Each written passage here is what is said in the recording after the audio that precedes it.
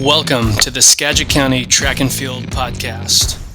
We're your one-stop shop for all things track and field in Skagit County, home of the longest-running track meet in the state of Washington. We are dedicated to promoting our schools, our athletes, and the incredible sport of track and field. From the heart of the Pacific Northwest, we bring you the latest news, interviews, and insights from the track.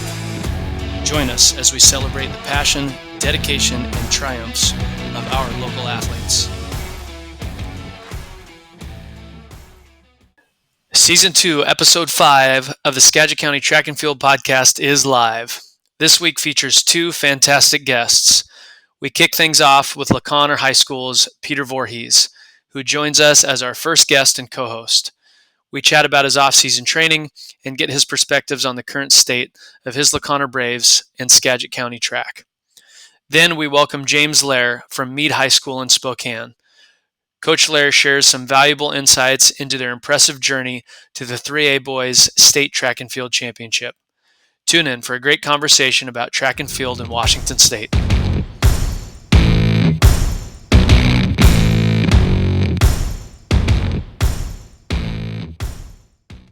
All right, welcome. We're here for episode 5 of the Skagit County Track and Field Podcast.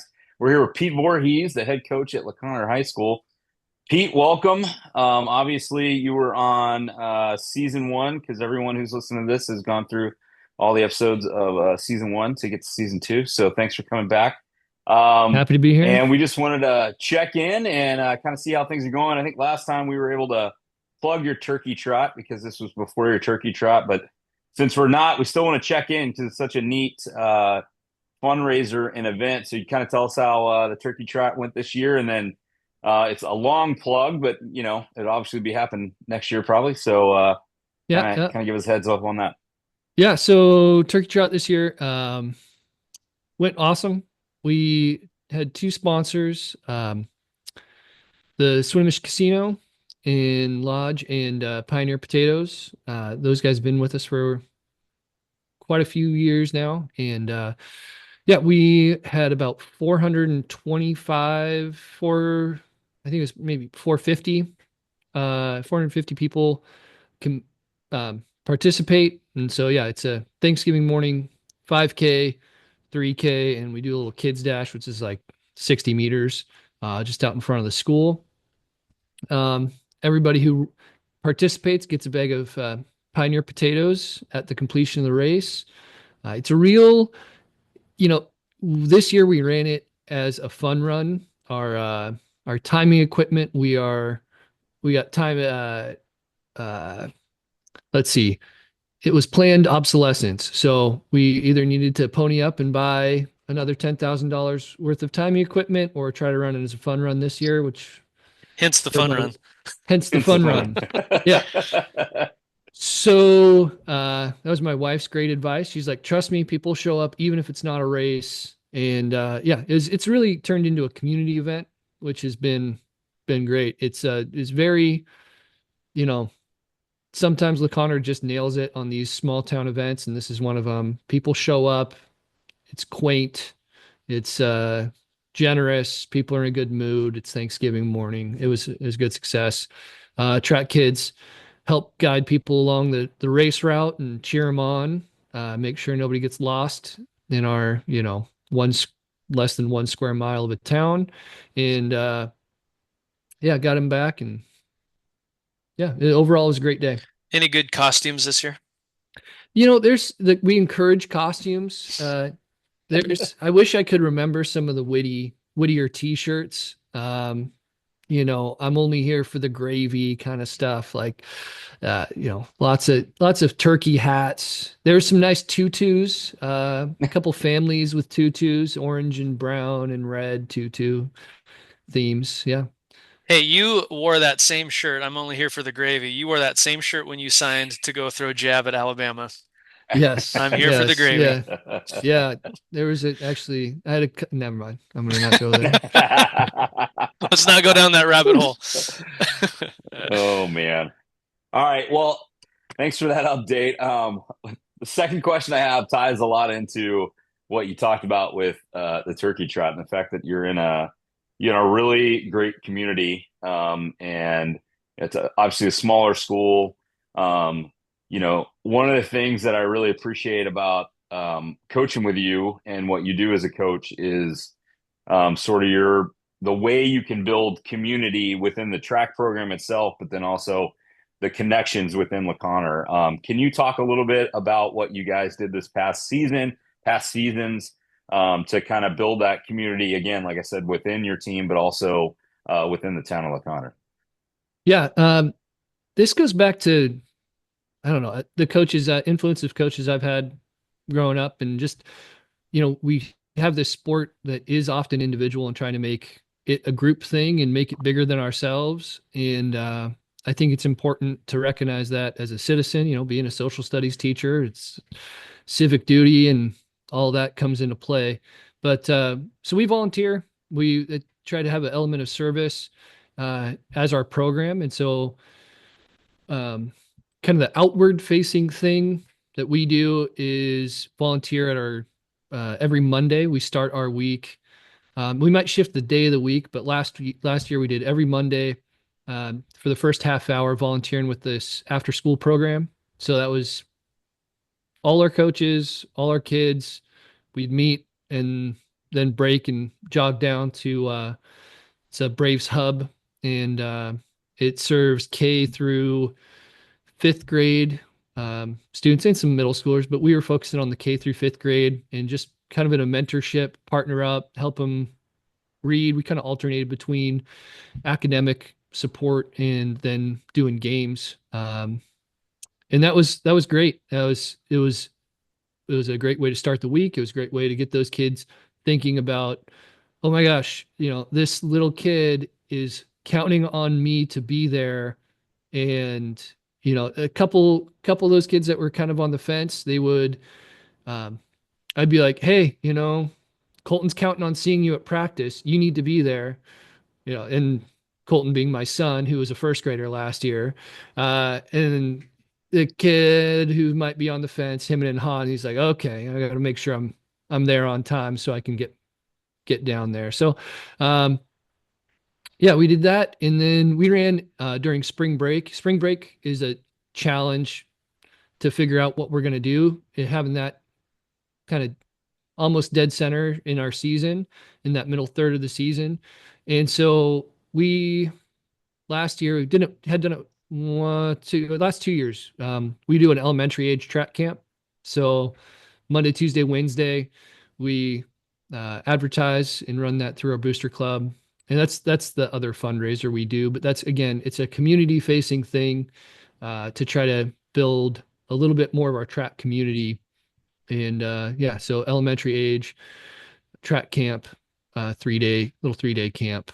And then, I'm a believer as far as like reaching out to community organizations. I've, it has, ebbs and flows, but I've reached out to our local civic organizations trying to get help running meets. I think that's an underutilized resource. Looking to like Kiwanis, Rotary, Lions clubs to see if we can get consistent track meet volunteers. And again, I think if you can throw gear and food at people, they are more inclined to come out and help out and take part and volunteer. So those are kind of my main ways of building community. Pete, what sparked your Monday hangout with the elementary schoolers idea? Anything specific or? Um, I was sitting, I think it was at the coaching clinic a couple of years ago, talking with Carly, not Higgins, Solberg. Solberg.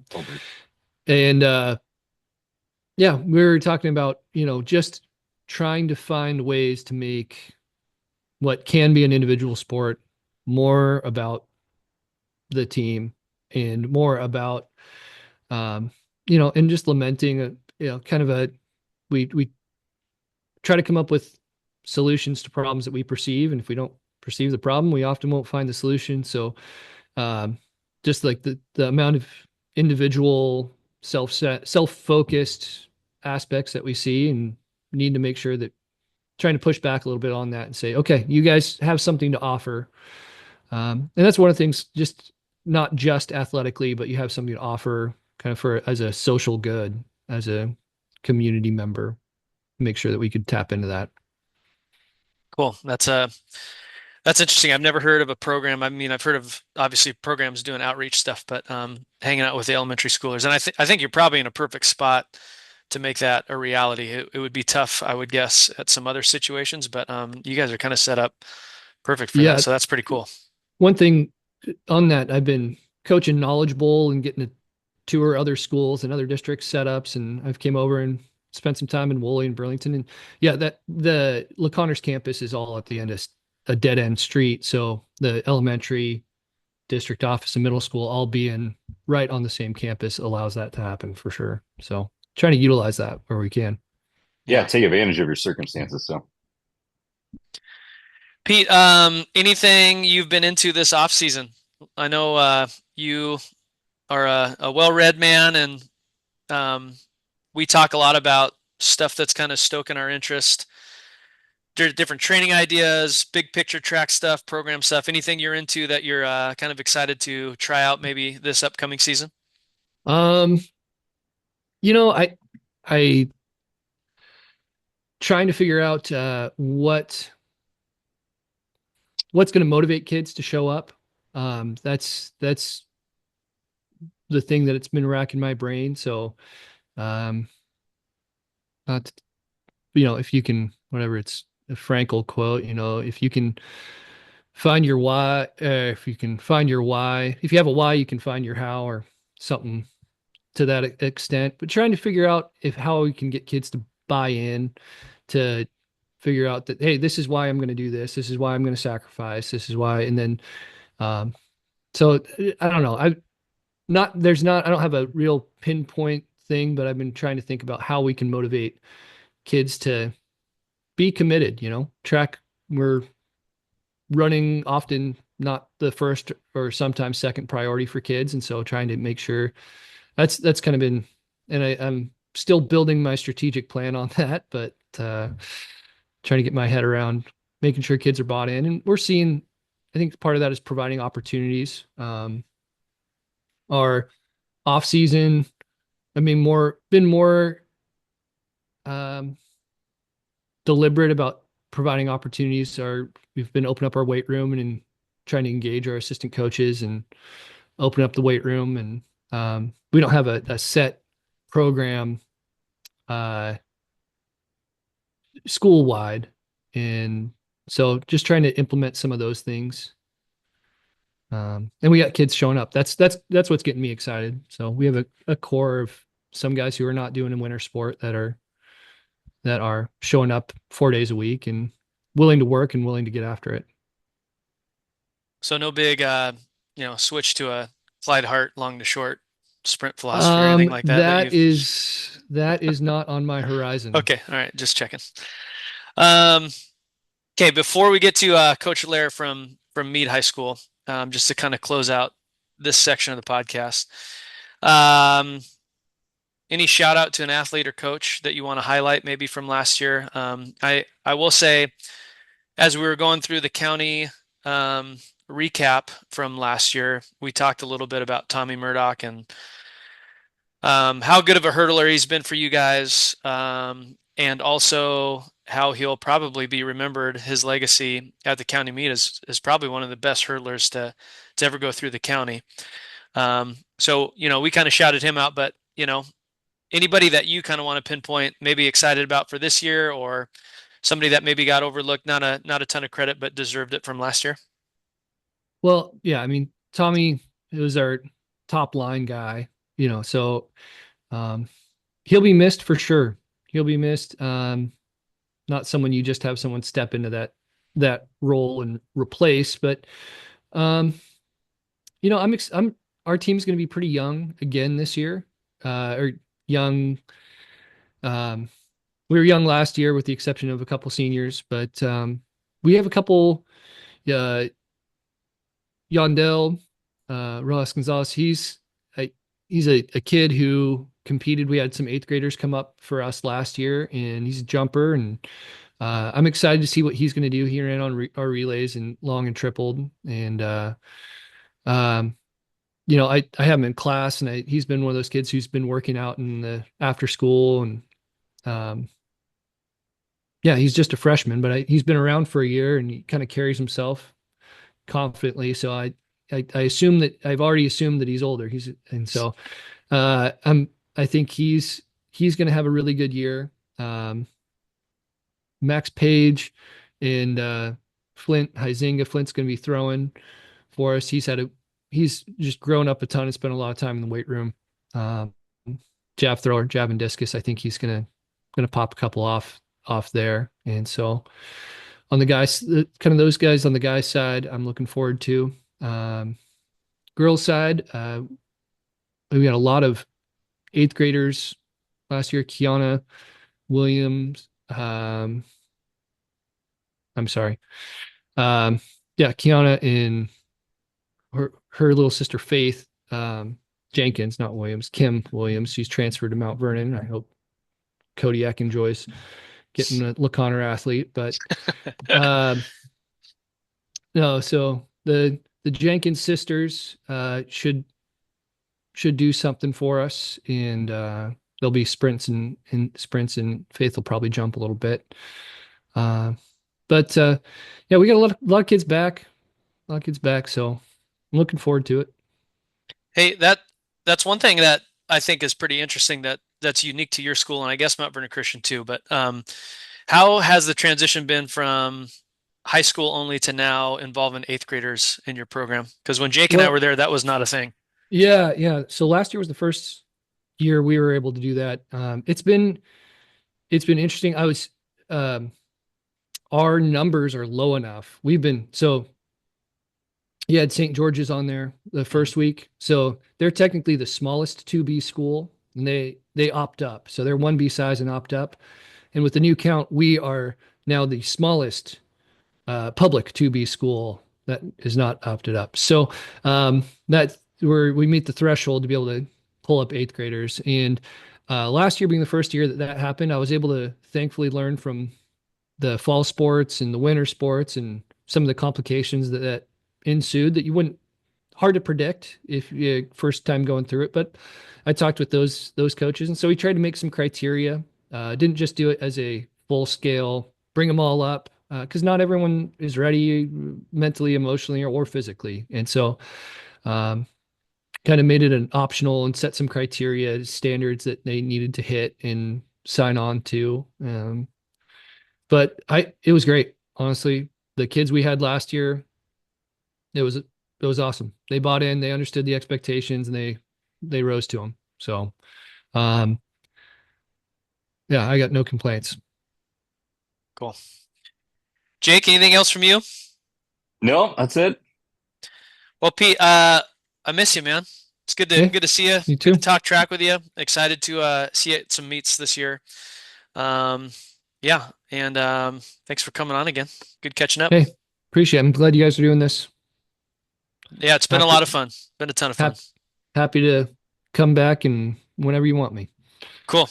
All right. Well, stick with us. We'll be right back with the boys 3A state championship coach, James Lehr from Mead High School.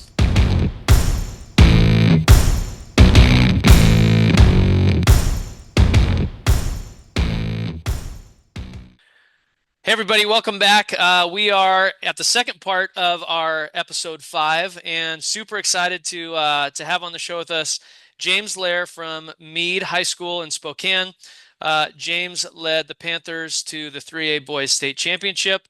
So we're excited to pick his brain and see what led to the Panthers' success. So Coach Lehr, we appreciate you jumping on with us, and we're excited to talk shop here with you. Thanks for having me, guys. Our pleasure. All right, James, I'm going to kick this off. In the 2-minute drill, could you give us a quick and dirty background for your track and field experience, both as a competitor and in your coaching career from high school up to the present? Yeah. So quick question. Do you guys know where Waitsburg is? Yes.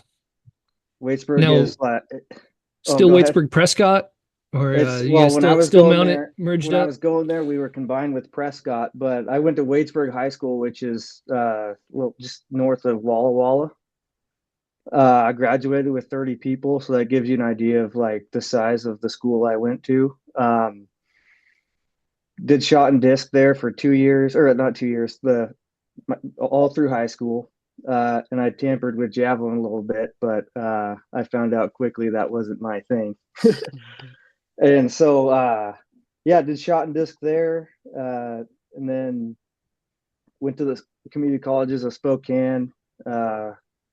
Did shot disc and learned hammer there, and then after that went to community or Central Washington University, and I did 1 year there. I unfortunately got a injury that kind of sidelined me for a little bit, and I was fortunate enough to do 1 year after that, but enjoyed my time there, and then was looking for a teaching job, and my wife found a job up in Deer Park, and so I was looking in that area, and there was a position open at Mead High School, and took the leap for that, and was super lucky to get it.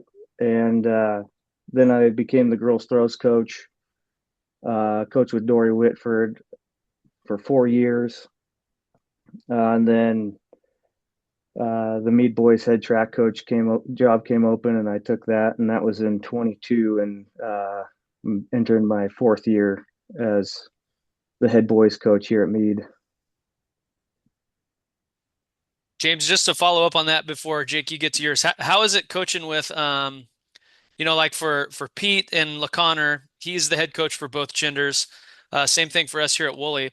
How is it kind of balancing that act between you as the boys coach and having another head coach that you work closely with?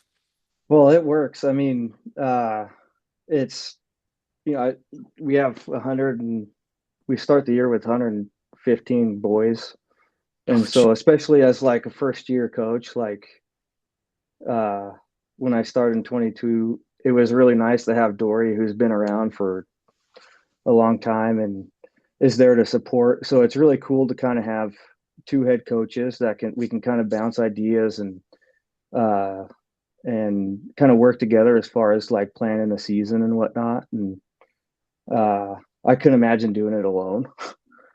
And so I'm super happy to have Dory around, and I hope she's happy to have me around. She's been a mentor to me. Hopefully, she's awesome. So yeah, it's been great. Well, it's a great transition to my question, which is just giving us a little bit more about your school's background. So location, size, facilities, any and all, kind of what that talks about. You talked a little bit about the number of boys that are coming out, Yeah. and that you got two head coaches for each gender. So that's not always the case with a lot of schools. But yeah, just give us a little bit of your background of the school. Yeah. So for the school, we were 3A last year. We're going up to 4A. So our enrollment has kind of gone up a little bit, but we have a really awesome blue track, good throwing facilities. We do our best to maintain it and keep it up, and it's a really cool place for our kids. I think our kids understand like our track has been through a lot as far as the history of our program, and it's just a really cool place to be. And watching these kids kind of make their own journey and their own path there, it's been pretty cool to be a part of. And so as far as our school, like our history has been for Mead track is really special. It's really cool to like kind of learn kind of the great athletes that have come through, and of course like people know about Gary Basket and what he did during his time at Mead.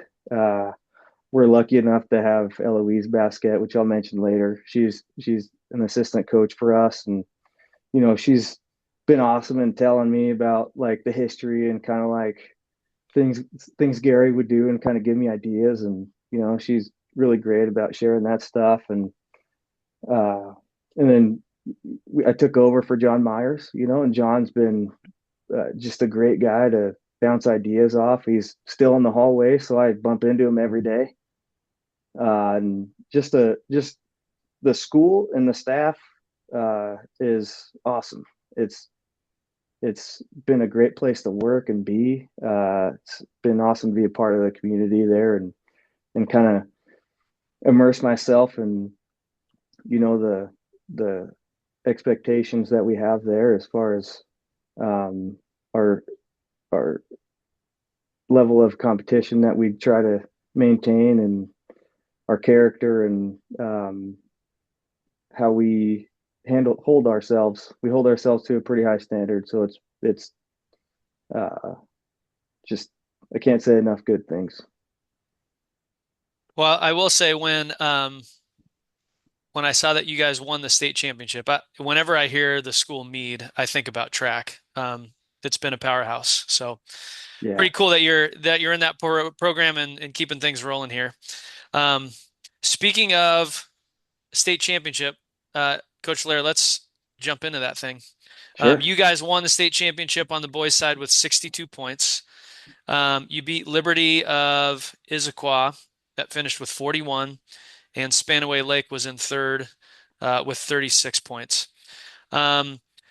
I'm just going to quickly go down the list of who you had kind of score some big points for you, and then maybe you can kind of talk about just the experience as a whole once we get through the list here. But you guys won this thing with some power events. The sprints, you had a relay, won a state championship, and then also the throws. You guys placed really well in the throws, and you had one jumper score some points for you. So in the sprints, you had a state champ in the 100. Dominic Corley was your state champ. He ran an 11.2. And, for the listeners, 11.2 doesn't seem super fast, but unless you've been to Mount Tahoma and understand how slow that straightaway is, it really doesn't do justice. So I looked up his best time. Looked like he ran a 10.39 at Arcadia. So the kid's got some wheels, definitely. Scored big points for you in the 100, and he was second in the 200 with a time of 22.13. You had a third place finish in the 110 hurdles. JJ Lehman ran a 14.61. This was a huge time, at least, me being a sprint coach and Jake being the relay coach for us.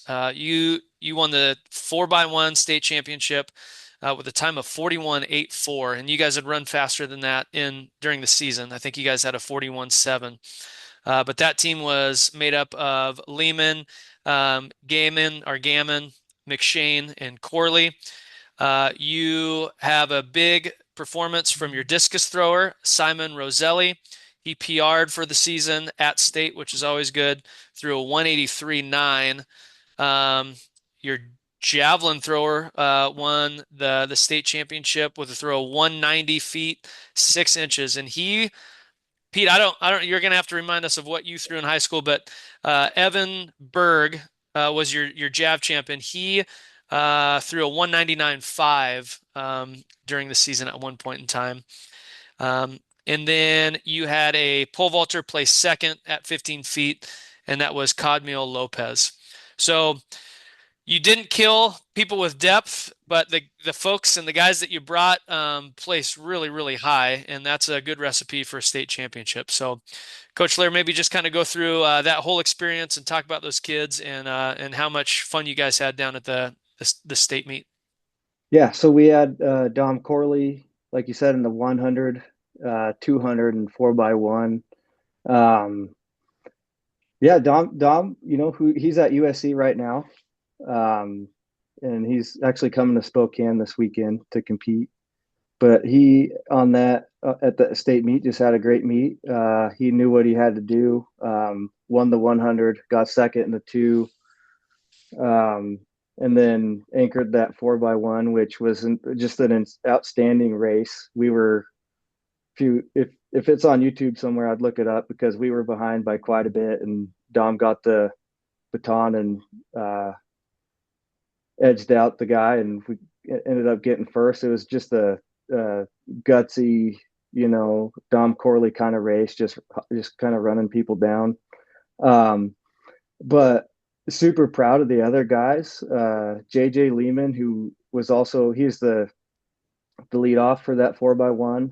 Also ran a incredible 110 hurdles race. Like, we're watching that in the stands and we see him in first and he's just like kind of holding it, and but ended up getting third and was just like, just such again, a gutsy performance, just because like he's going up against the guys that, um, he's been beat by before and has been determined to like to chase down and place high at the state meet, and he did it. I mean, those two races go down as some of my favorite to watch. And but the other guys too, like Eamon Gammon, just a solid. He was like the second leg of the 4x1, but just a solid sprinter. He also ran the 200, and he's a 400 kid too. But and then Matt McShane, super gutsy too, just all year long. Just those are guys that we were able to count on. And then I'd also mention he was an alternate, but Braden Powers was just such a integral part of that relay team year long, and just kind of played a role in helping us get to the state meet. Just as Don was kind of healing up from his injuries, and yeah, I mean that sprint crew was fun. I mean, we're super fortunate to get most of them back, and I'm looking forward to what's coming up. And then our throwers, Evan Berg had, developed a love for the javelin, and he was one of those guys that coming into the year was just like, I'm gonna be a state champion. And then I heard him tell his jav coach that he's like, I'm gonna be a state champion. Those two just worked their tails off to make it happen. And he goes up to Mount Tahoma and throws 199.5, and he'd been waiting for a mark like that for a long time. And what a place to make that happen. And I know that in the previous year he got fourth and didn't throw the way he really wanted to, and that left a taste in his mouth that kind of fueled him to throw what he did the next year and achieve a state title in the jav, and then also qualifying in the shot. That just outside of scoring, but just a competitive no end, and just a fun kid to watch. Simon Rosselli in the discus. We were at the district meet. I think it was the district or the sub-district meet, but fouls his first two throws. He's a sophomore, young kid, and found a way to advance.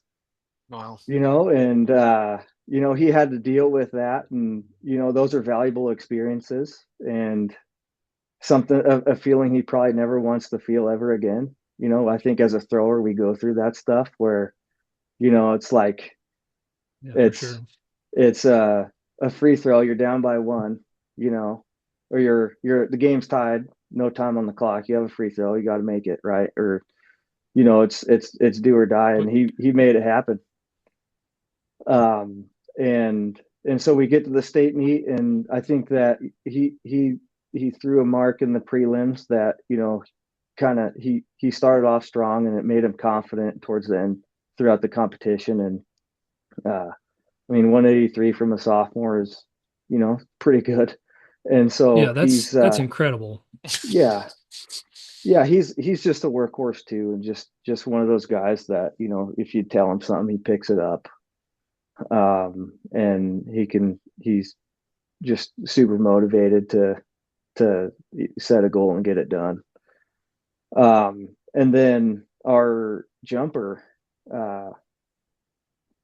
Codmill Lopez, just a pole vaulter through and through. I mean, that guy loves what he does. I think he's hoping to compete at BYU after a mission, but he went into that meet really wanting to compete well with that kid from Yale. I think it's Jordan Lasher. And so I hope I get that right, but just a super motivated, hardworking young man, goes to the state meet. He's one of those kids that doesn't get too high, doesn't get too low, even keel. Just has that look in his eye that he's there for, he's on a business trip there, and he's going to vault high, and he did. And so that was kind of the end of the state meet for us as far as points go. He tacked on the last 8, and just super excited for. We were all excited for each other. It'd been a while since we'd won a state title, and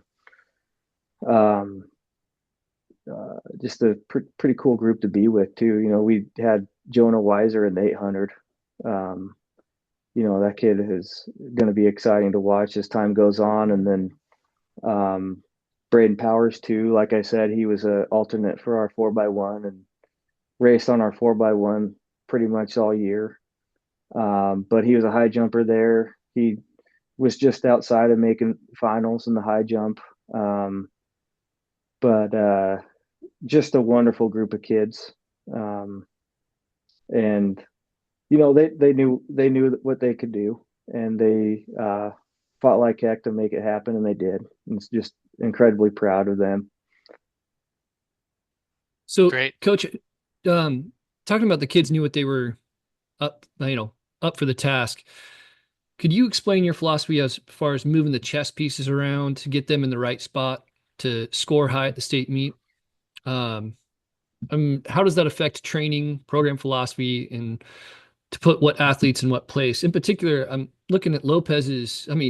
He's dominant in pole vault, but he's also leading your team in long jump and triple jump. Yeah. And I'm sure, is James Powell your pole vault coach? Is he still up there? Yep. James is an old teammate of mine as well. So when you got a kid like that who's pretty darn good on your team wise, how do you decide? Two parts, I guess. How do the kids know, hey, we have the stuff to do it, and then how do you decide, this is what you're going to go in? Yeah.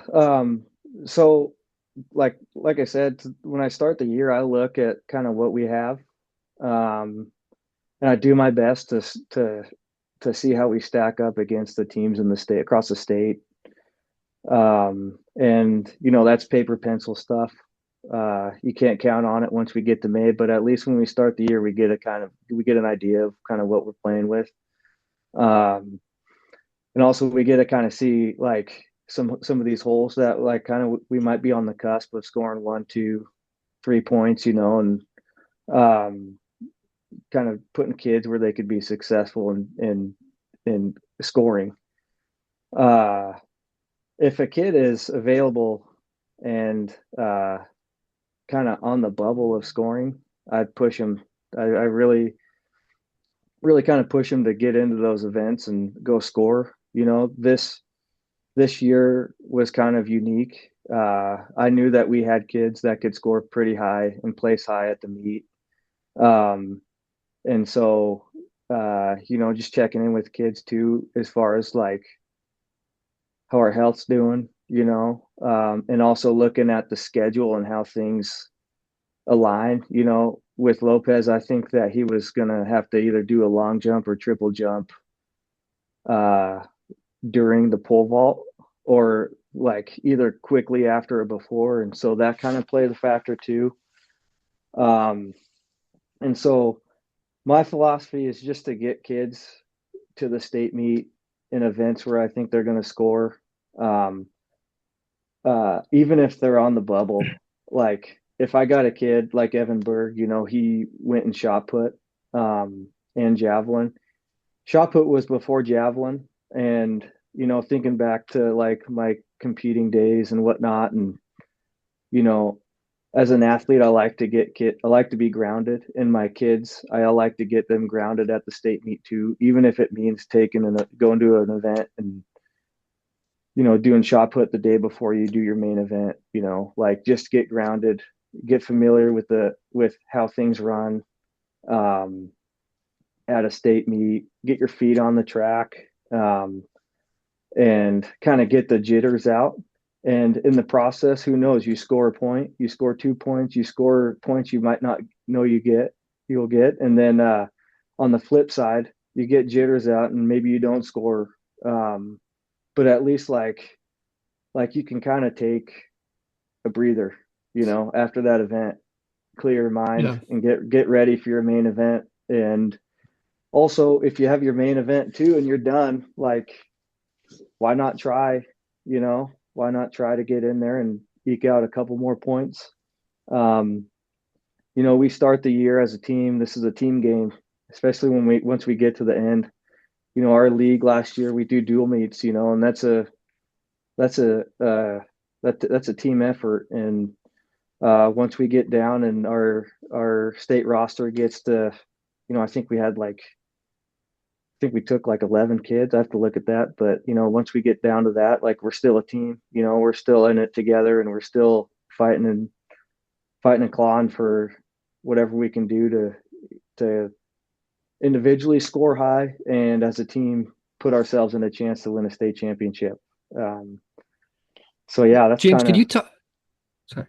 Go ahead. Could you talk a little bit more about what you mean by getting ground and getting kids acclimated to the stadium and try to get that mindset? For us being West Siders, for the 2B meet, we always either went to Cheney or now we're in Yakima. And, talking about going to a different climate, you going from the east to the west, if the track's going to be slow or the weather might not be as good. Is that something you guys talk about, consider? Yeah, I mean, I like to get a visual in front of kids as soon as possible. We're talking about the weather every week.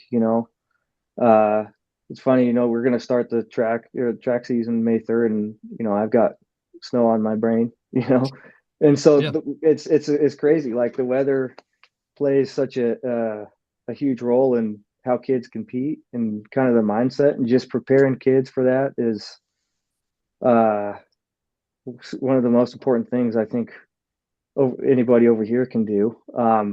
But as far as the state meet goes and being grounded and getting our feet on the ground, we get kids that go there. Every team gets kids that go there for the first time, and it's the big stage. It's the grand finale. It's what we compete for. And so anytime I get kids that are first year kids, and if we can get in there in multiple events, then great. But if we get them there in 2 events, getting them there and getting a chance to compete and know, like, I got to have my bib and I gotta be here at this time. That state meet schedule is like insane to look at if you look at it, and you got to highlight times and locations, and having all that mapped out is vital. And then even once you get there, just seeing where things are, how events are run, the clerk's table, the tent, and all that. It's for me, and I think our coaching staff too, it's super important. We kind of like that part, It's just that we're working for kids at that point and doing our best to make sure they're successful. Awesome. Jake, we're pushing up against time here. Jake, you want to go into influences real quick? Yeah, absolutely. So one of the things we like to ask everybody is kind of who or what have been your 3 biggest influences, and it could be an experience, it could be a coach that you had, a coach that you coached with, an athletic experience, those things. What are a book you read? What are the things that have sort of pushed your philosophy? Because you talked a lot about kind of your plan when you get to the state meet, your influence, your goal setting with the kids and stuff like that. So 3 biggest influences.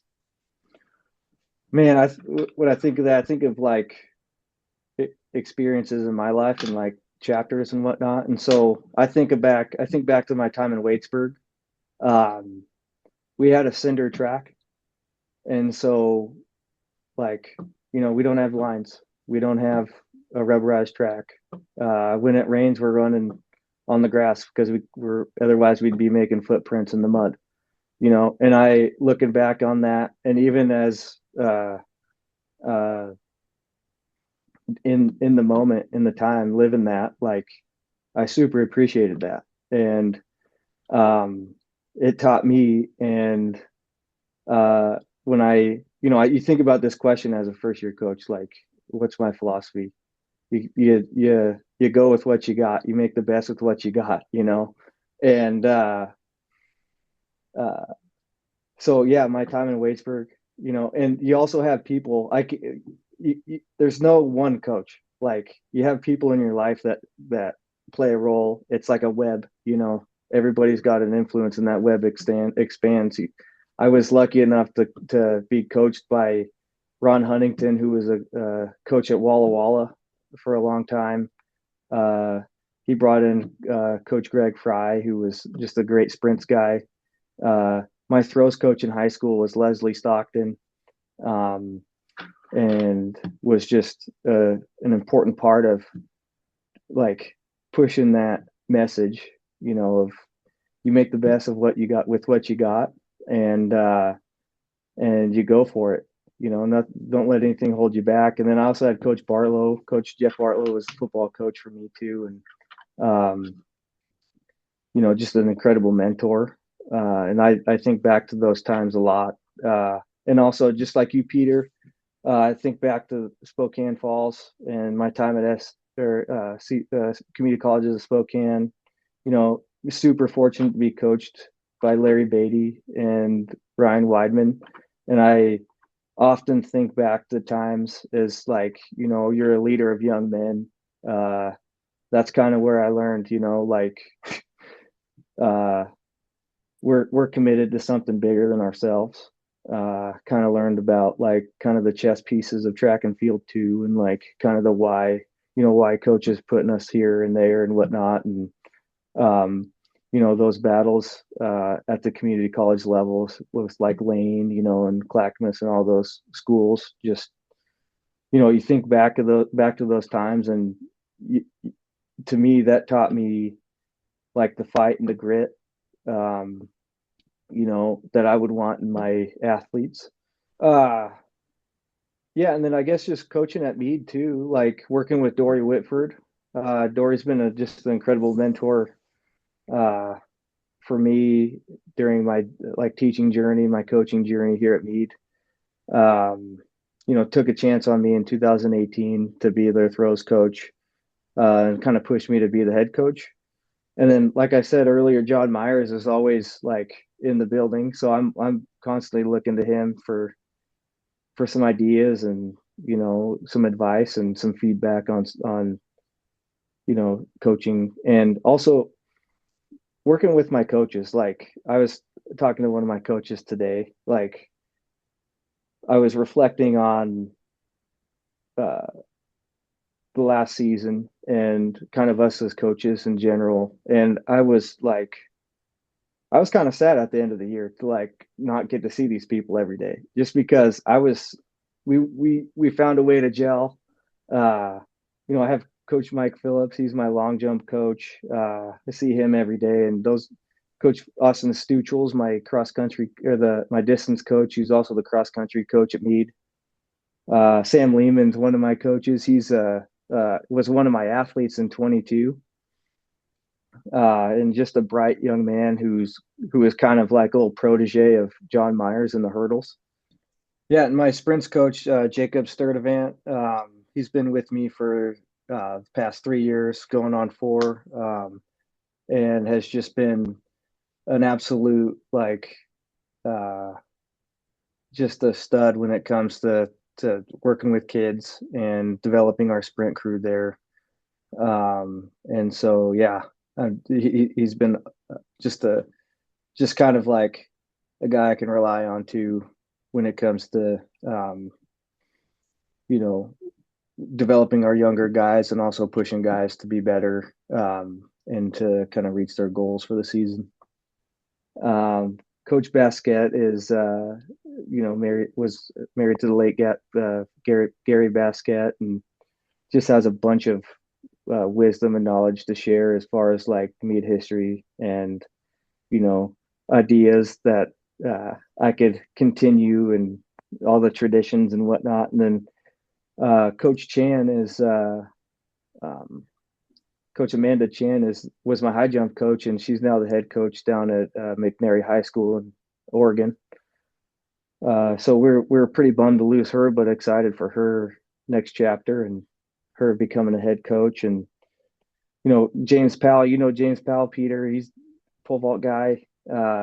We got him a couple years ago, and just one of those guys that. Yeah, I've never met anyone more all about pole vault than Powell. I know just super super happy to have him. It's always fun when you find those guys that are are a part of kind of an alumni, and it's that Bigfoot alumni, and having him on was just super cool. And then Ryan Weidman was my throws coach in college, and he calls me or texts me one day, and it's just like, "Hey, what are you up to, Mickey Hames?" Like his nickname for me, and he was telling me he was back in Spokane, and so I was just like, "You got to come coach with us." And in the back of my head, I'm like, I know we're only getting him for a year, but I would gladly, give him the reins to the throws for our kids to be around a guy like that. And so he came on, and coached our throws, helped me last year, and was just a awesome guy to have around. But to end with that question, just my staff was just incredible and wonderful people, great coaches, and I'm excited to work with most of them again. But 2024, that staff I'll never forget for sure. It sounds like you're in an awesome spot describing your staff there. And it's kind of nice to be able to look around and see like, oh yeah, that's a much better way than I was going to do that in my head, when you got people that you really trust and have experience. And well, like as a first year head coach, and as a guy that's, I'm still learning. I'm a thrower, I got to go learn how to coach sprints and jumps and triple jump still, like I'm still learning. But it's really nice to know, like, hey, like we've got coaches in spots that know a lot, and they're awesome to work with, always teaching, always still learning. And like I said, I couldn't have been more honored to work with this group of coaches for sure. And I think our kids would say the same too. Awesome. Well, Coach Lehr, we really appreciate you coming on and sharing your story. Sounds like you got a great spot to be at Mead High School. We'll be looking for you guys down at the state meet. I'm actually, as you're going through this, we're bumping up to 3A next year, so I'm actually glad you guys are moving to 4A, so that we don't have to compete against you. But congrats on a great season. Congrats on your state championship, and we wish you all the best moving forward. Thank you guys for having me.